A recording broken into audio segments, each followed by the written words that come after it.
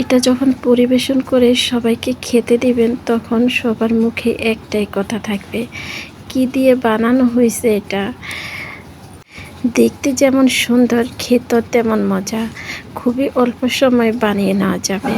কি দিয়ে বানাইলাম তাহলে সবাই চলেন এক নজরে দেখে আসি। বিসমিল্লাহির রহমানির রহিম। সবাইকে আসসালামু আলাইকুম। Hello viewers, welcome back to my channel Mim mom's vlog. কেমন আছো সবাই? আশা করি তোমরা যে যেখানে আছো সবাই ভালো আছো। চলে আসলাম আজকে আবার আরও একটি ভিডিও নিয়ে। আশা করি তোমাদের সবার কাছে ভালো লাগবে। এই রেসিপিতে প্রথম উপকরণ লাগবে পেঁপে। এখানে আমি এই সাইজের একটি পেঁপে নিয়ে নিলাম। এবার পেঁপেটিরে এই ছুরির সাহায্যে একদম পাতলা পাতলা করে লম্বা লম্বা করে দাগ কেটে নিতে হবে।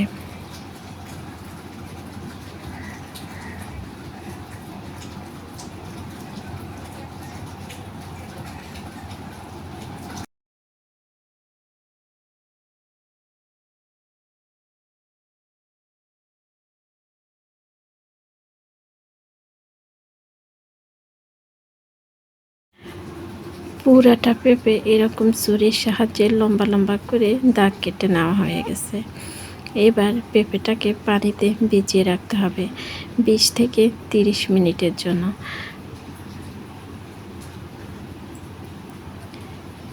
পেঁপেটাকে পানিতে ভিজিয়ে রাখলাম। দিয়ে দেব 1 চামচ লবণ।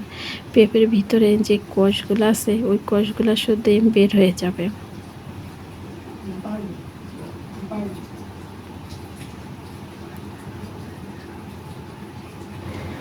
তিরিশ মিনিট পর্যন্ত পেঁপে লবণ পানিতে ভিজিয়ে রাখলাম।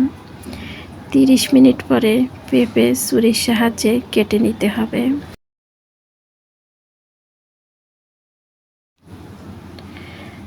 এরকম পাতলা পাতলা করে পুরাটা পেঁপে কেটে নিলাম।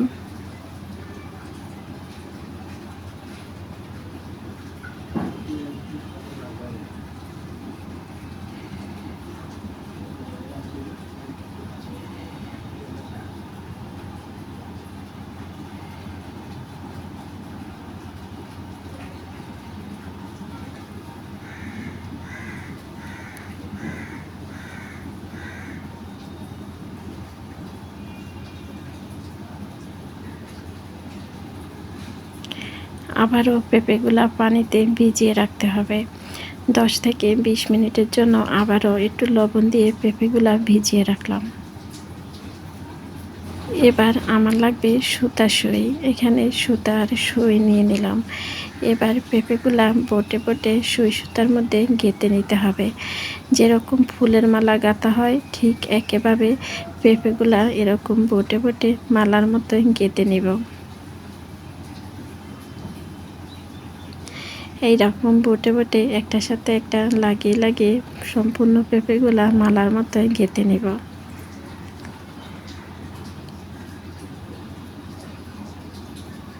এই যে ঠিক এরকম করে সবগুলি পেঁপে মালার মতো গাঁথা হয়ে গেল।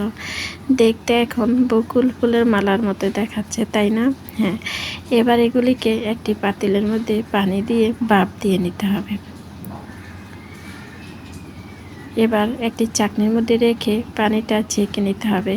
চুলার মধ্যে একটি কড়াই বসায় দিয়ে দিব 2 চামচ ঘি, একটি তেজপাতা, 2 টুকরা দারচিনি, 2টা এলাচ। এবার আগে থেকে সিদ্ধ করা পেঁপেগুলা দিয়ে দিব। দিয়ে পেঁপের উপরে দিয়ে দিব চিনি। এখানে 1 কাপের মতো চিনি আর হাফ কাপ পানি দিয়ে পেঁপেটা সিদ্ধ বসিয়ে দেব। যতক্ষণ পর্যন্ত পেঁপেটা সিদ্ধ না হবে অতক্ষণ পর্যন্ত ঢাকনা দিয়ে অপেক্ষা করব। পেঁপেটা পুরোপুরি সিদ্ধ হয়ে গেছে।